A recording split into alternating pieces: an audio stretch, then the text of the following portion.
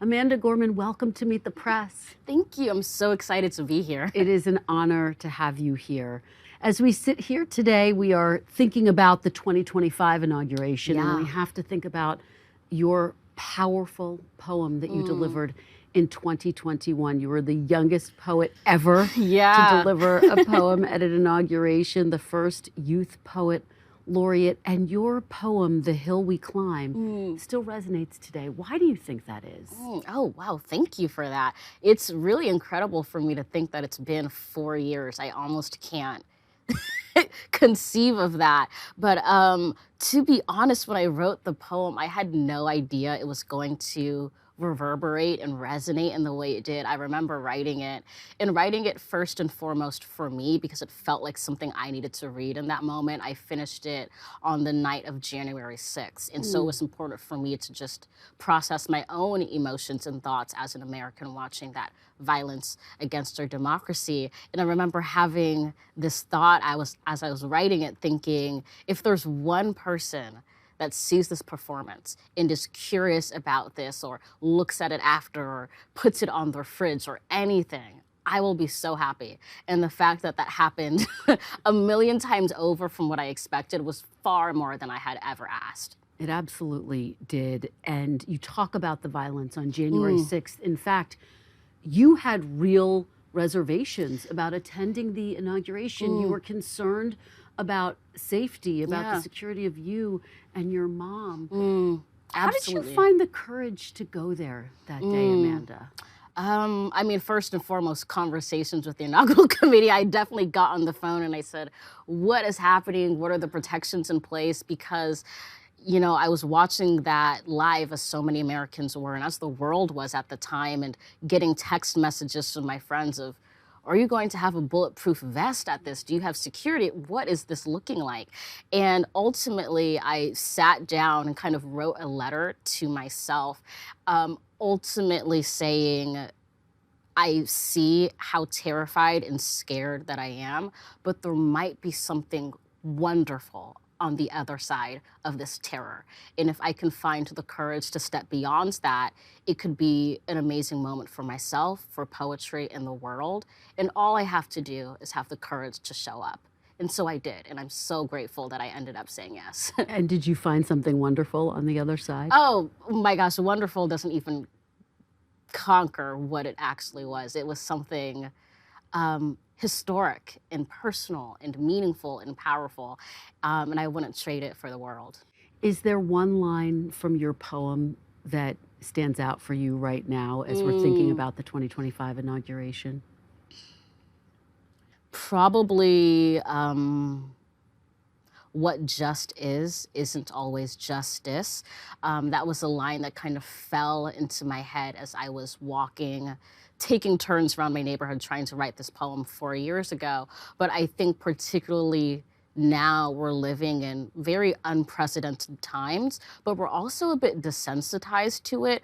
Chaos, vitriol, division has become incredibly normalized in American culture.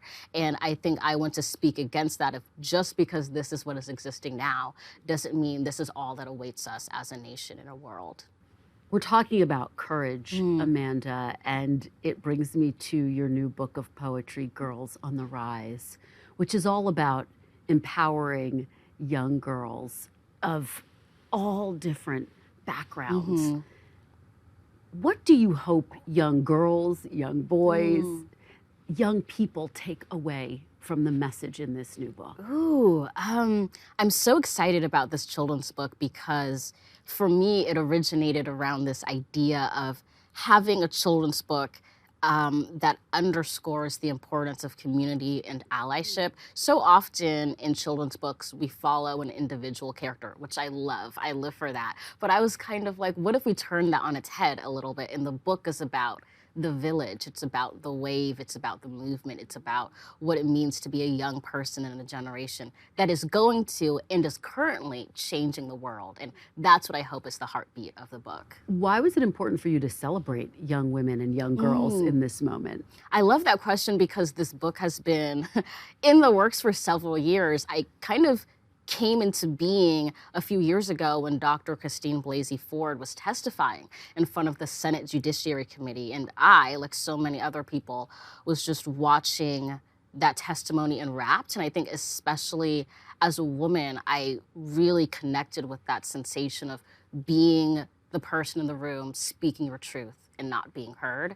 And I wrote that poem that night. And then as the years went on, I started thinking to myself, this could also be a message that I think particularly young girls and their allies need to hear now more than ever. Well, as I listen to you talk about the courage you had to go to the Capitol after January 6th, 2021, the courage that you're trying to convey in this book, what is your message when it comes to facing your fears? I think the message I would have, which is not a new idea, it's just an idea that I love, which is that courage is not possessing no fear. It is practicing beyond it. It's the idea that you don't have to be actually fearless to be daring and to be brave. If anything, the fear tells us that what we're facing is incredibly important and something that needs to be taken with care and action. Because we all have fears. We all have it. I mean, it's a survival instinct. It protects us. But in some ways, we have to let fear step aside so love can have space to decide. You seem so fearless, Amanda. I think a lot of people would be surprised to know that you too have had to stand up to what makes you nervous, to self-doubt, to concerns. 100%. And I think it's the fact that I've had to face those fears and face those doubts that makes me feel grounded and secure in who I am. For example, people tend to be very surprised when I tell them that I had a speech impediment for most of my life. They're like, how does this inaugural poet have this background? But I think if anything, the disability that I had made me a much better poet than I would have been without it. You had to practice real discipline to try to overcome the speech impediment. Talk about that. For sure. So my speech impediment I had, and I still kind of struggle with every now and then, but it really was rearing its head from basically the time I can remember until my early 20s. And it made, obviously, spoken word poetry incredibly difficult. And I did speech therapy and I did work at home. I did work with my family, but it took a really long time. But what I learned with that disability is it made me incredibly, I think, more in tune with sound, speech, performance, and how to embody language as opposed to it being this lifeless thing that just passes through us. Some people would say I have a speech impediment, therefore, how can I be meant to be a youth poet laureate? You didn't let that stand in your way. No, absolutely not. I think if you look through the continuum of history, it's actually people who've had very particular challenges that have prepared them to be who they were. For example, Maya Angelou, who was also an inaugural poet, she was mute growing up, and she had to work through poetry in order to regain her voice after a sexual assault. A lot of people don't know Martin Luther King struggled with public speaking in college, and yet, you know, he's lauded as one of the most fine orators we've ever had. And so I think particularly in my history as a Black woman, once I saw those examples, I said, oh, it is possible. So it could be possible for me. Well, your new book is based on the poem We Rise, which you wrote back in 2021. And the poem speaks to women who, quote, dare to stare fear square in its face. When you write about that feeling, is it coming from your own experience with fear? Yes, and I think also a communal experience. I think fear can happen on an individual level. I think moving through the world as a person in a marginalized group, for sure. I've experienced that, but I've also felt the ripples of panic and terror that happens, for example, when you're a member of the Black community and you see an instance of police violence, or you're a woman and you see the numbers of sexual assault skyrocket. And so I think we carry and wear our fear as members of these groups, but then when we learn to operate as a group outside of that fear and guided by our best human instincts, I think that's the heartbeat of poetry and also just the pulse of social change. In Girls on the Rise, you have a powerful section about inclusivity. Would you read that section for us, please? I'd love to, yes. Thank you. So this is from kind of the middle of the book. We are different people, each of us a different shape and size, a different wonder and a different wise. Some of us go by she, and some of us go by they. But no matter our names or from where we came, in our hearts, we are the same. We are a power, a movement, pretty powerful. Amanda, why was it so important for you to have a message of inclusivity in this book of poetry? When I was writing this book, I really wanted to contextualize it within, I think, a more inclusive and intersectional feminism, which is to say, a really expansive idea of what it means to be a girl or a girl ally. And I have so many friends who are non-binary, who don't fit within these traditional labels. And I wanted this to be a book for them as well, including with our illustrator, Love is Wise, who is incredible and uses non-traditional pronouns. And so when I was writing this book, I wanted it to feel like a safe, welcoming space for anyone who wanted to claim the history and the legacy and the power that comes with girlhood. You have used your art and your poetry for activism. You've spoken out about racial inequality, climate change. You've spoken out about book banning, particularly after your poem that you delivered at the 2021 inauguration was banned in a Florida school. What was your reaction when you learned that your poem had been banned? To be honest, it was a bit like a gut punch. It felt surreal. I had understood that book bans have been happening, but I think this hit me so incredibly hard because not just that it was something I had written, which is besides the point, that it was a moment in history, that if a child at the school wanted to hear words that were spoken on a presidential inauguration for their country, it had kind of been softly restricted in that way. But I think as I started to kind of open my eyes to the broader environment of what's happening now, there are so many book bans happening right now that are very terrifying if you pay attention to what that means for our children's right to read and learn and what it means for teachers and libraries. There's been reports of over 10,000 book bans just in the school year alone. That's an over 200% increase from last school year. And so I would say if anyone cares beyond just my own work being banned, it's so important to be awake to what's happening on a local level. What is the impact of those 10,000 book bans? Yes. On children who want to read your poem, on other works? Yes. I would say it overwhelmingly impacts children from middle class and lower income families who can't afford to just go out and buy every single book that they need when it's been restricted in the places that are supposed to be making sure these resources are accessible and free. It also impacts the representation of the children who need these stories the most. These books that are being banned predominantly feature authors and characters of color, authors and characters of the LGBTQ community. And so we're seeing entire identities erased from bookshelves. And when a child can't see themselves represented in a story, they can't dream of their own life to actualize their own hopes. If you could talk to that parent who filed that first complaint against your poem that you delivered at the inauguration, what would you say to that parent? I think first I would have a few questions for them, because if you look at the filing of this complaint against my book, it lists the wrong author. It lists Oprah Winfrey as the author of my book. I am the author of my poem. It highlights issues of like supremacy and fear in my poem. And I would love to hear specifically, where are you seeing that from this inaugural poem of hope? But more specifically, I would ask them what gives them the right as someone who is not the parent of a student at this school, who is not a student or teacher at this school, to essentially ban every student at this school from having easy, reliable access to my work.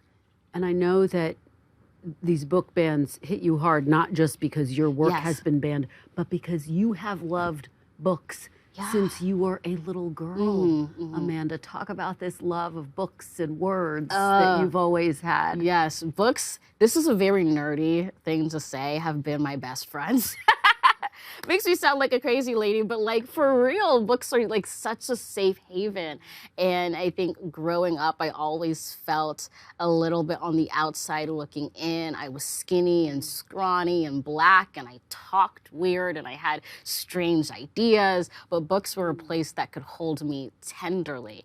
And one of the things that made that possible were the educators that I had around me, my mother, who is a teacher, as well as just having the freedom and the liberty to just walk along a bookshelf and feel compelled to pull one down. For example, reading The Bluest Eye when I was a kid changed my life, and being able to just see that book by Toni Morrison on the shelf with a black girl on the cover and pull it down. So I want to preserve that for kids so that they can see a book and see what it holds for them.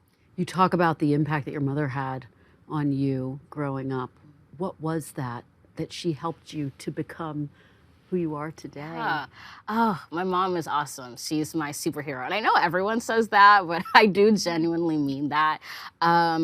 She had a really excellent practice when I was growing up that I loved, which was because I was struggling with my speech impediment and being vocal in class. She told me, whenever you find yourself speaking up for yourself, come home, tell me, and we'll celebrate it. And so we had all these instances of me coming home on a Tuesday saying, Mommy, I spoke up for myself today. And she'd go, yay! And it's like as if you've conquered the world. And I think she ritualized the act of truth speaking for me at an incredibly young age. That's so powerful to hear that. And here you are now, America's first youth poet laureate. Talk about the responsibility that goes along with being a barrier breaker in that way. Yeah. I mean, I'd love to hear your thoughts on this. You know barrier breaking as well, so I nice of you. Love hearing that question from you. Not like what you've done, though. Oh, you're so sweet. I think there's a pressure that I feel in the sense of being the first but never wanting to be the last. There's very little meaning in breaking past a door if you can't hold it open for the people behind you. And so I think particularly, for example, with the inauguration, I felt a lot of weight because I knew if I failed or didn't do an excellent job, it would be utilized as an excuse of why to not have young people represented at ceremonies in this way for the country. And so you feel this aspiration to do well for yourself, but to be extraordinary for people who follow. Being great is not good enough. No, that's just the beginning. It's a lot of pressure. Yeah, it is, yeah. When did you know you wanted to be a poet? Did you know, or are you just, is it just a part of you? Is it something you've always known? I think it is a bit a part of me, almost like in my blood. I felt this kind of will of writing. Even when I was like 4 or 5, my mom would have to give me quarters for every morning I stayed in bed instead of getting up at like 6 a.m. and writing because that poor woman would have to get up with me and turn on the lights. And so even then I was writing as if I was a commissioned poet. I didn't know that writing was a job at that point. I didn't know that it was something that I could do, let alone as a girl, let alone as a Black person. But as I grew and saw examples of that, I knew I would give my whole life to just have this as my craft. Wow. And yet, Amanda, according to a National Endowment for the Arts survey of 9-year-olds, the amount of 9-year-olds who said they're reading for fun almost every day fell to 39%. 10 years ago, it was over 50%. Why do you think children are losing touch with reading, and what's your message to parents? Hearing statistics like that is definitely very disheartening for me. I think it comes from the particular moment that we're living in, where we're not, as a culture and a society, promoting access and ease of reading among children. It's so much easier to kind of sit them in front of the TV, the iPad, and play what have you. But we're seeing very scary literacy rates, not just among young children, but even among college level students. This is an endemic issue. It's systemic as well. And so my message would be both to the child and to the guardians, the parents as well. It really takes a village to raise a literate child. It starts with the parent reading daily to the toddler who might not know all the words but is speaking back. It starts with empowering and supporting our teachers and our librarians so that libraries can stay open and their shelves can stay full. And so I would say it's a full battlefront issue, and it starts in the home. And why do you think poetry is so critical to who we are as a nation? Ooh. This is my favorite question, and I wish my answer changed, but it's actually the same as it's always been, which is poetry has consistently been the language of a people. I think it's the reason why when there's protest, you will hear metaphor, you will hear they buried us, but they didn't know we were seeds. It's the reason that there's a poem and not a 36-page essay at the bottom of the Statue of Liberty. When we are trying as a people to speak to our best shared common humanity, typically poetry is the rhetoric that encapsulates that the best. I think there's something magical about it that is humble, that is hopeful, but that's also wounded enough to remind us of the past that we've stepped from and the future we want to move to. And it comes naturally to you, but you also work really hard at it. Yes, yeah, for sure. I love that you say it comes naturally to me, because it kind of doesn't. I just make it seem that way. It seems like it does to the rest of us. It's hard, but you have to kind of try to make it look easy. But yes, I will spend hours, days, weeks editing the same line, the same word, taking something out, putting something back in. It's a real muscle that you have to work on. The poets that I admire aren't the ones who kind of wake up in the morning and they have a perfectly formed poem on their tongues. It's the one who are kind of beating their heads against the desk, asking, can I do better? Is there better? And I think that's where I get my ethos of writing from.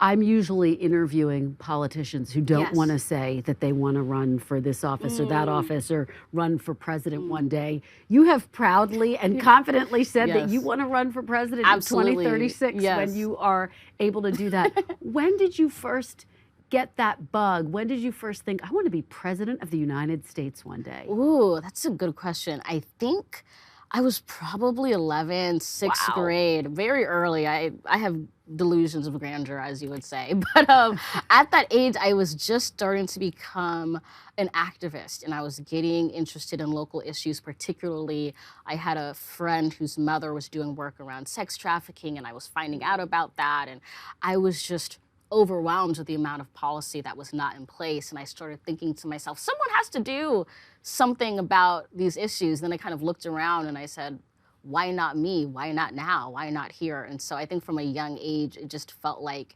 a responsibility and an opportunity to step up. And you've never wavered. You are dedicated and serious about this. This is not just something you're saying. You're serious that one day you may want to run for president. Yeah, for sure. And Amanda, poets are a part of the history of this country, from Robert Frost to Maya Angelou. Yes. What do you hope your mark will be?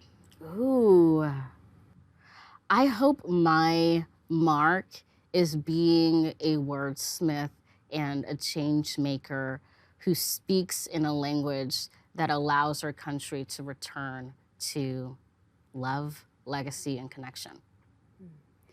And it seems like you're already on the path to that. Oh, thank you. I'm trying. Do you feel that way? I feel as if it's just the beginning. I think this is just the start.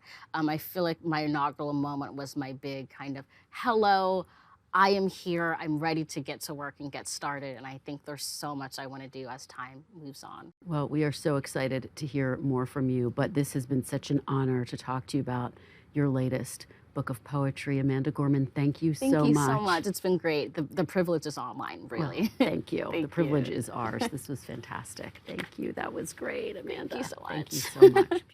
Thanks for watching. Stay updated about breaking news and top stories on the NBC News app or follow us on social media.